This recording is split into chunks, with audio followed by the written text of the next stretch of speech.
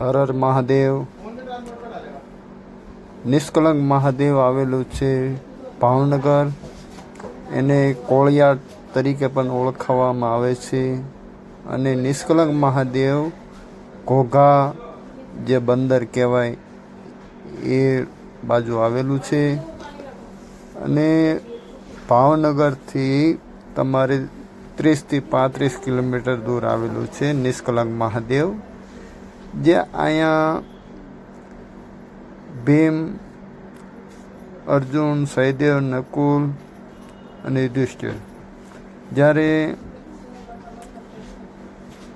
પાંડવો અહીંયા વનવાસ ગાળવા આવ્યા ત્યારે અહીંયા મહાદેવને પ્રસન્ન કર્યા.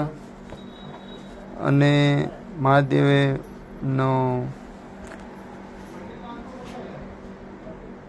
વચન આપ્યું હતું કે તમારું અહીંયા પાપ ધોવાય છે. તો જ્યારે પાંડવો અને કૌરવોનું યુદ્ધ પૂરું થયું ત્યારે પાંડવો અહીંયા આવ્યા અને કાળી ગા ધોળી થઈ, કાળી ધજા પણ ધોળી થઈ. તે જ આ નિષ્કલંક મહાદેવ અહીંયા મંદિર છે. તમે જોઈ રહ્યા છો દૂર દૂર જે દેખાય છે તે નિષ્કલંક મહાદેવનું દરિયામાં મંદિર છે. અને દરિયો દિવસમાં 24 કલાકની અંદર 2 વાર અભિષેક કરે છે મહાદેવના.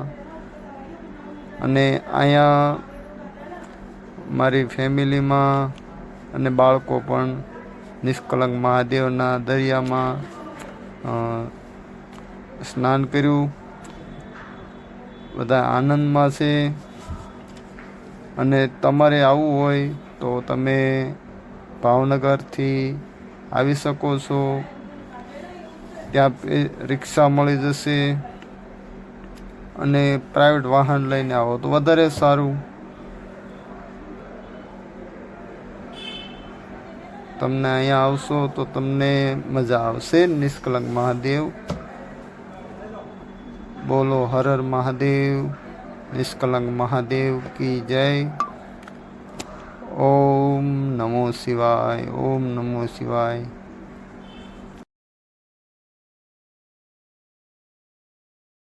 અમે અહીંયા ગયા તો અમને થોડુંક જાણવા મળ્યું કે નિષ્કલંક મહાદેવની થોડેક બાજુમાં દરિયા કિનારાથી જે ધાવડી માનું મંદિર છે, ઐતિહાસિક અને અતિ પુરાણ મંદિર છે. ધાવડી માના 7 પરચા છે. અને માતાજીના દર વર્ષે ત્યાં 24 કલાકનો નવરંગો માંડવો પણ હોય છે. તો હવે આવતા વિડીયામાં હું તમને કાવડી માનો પણ ઇતિહાસ અને એનો વિડીયો મોકલીશ. જય માતાજી.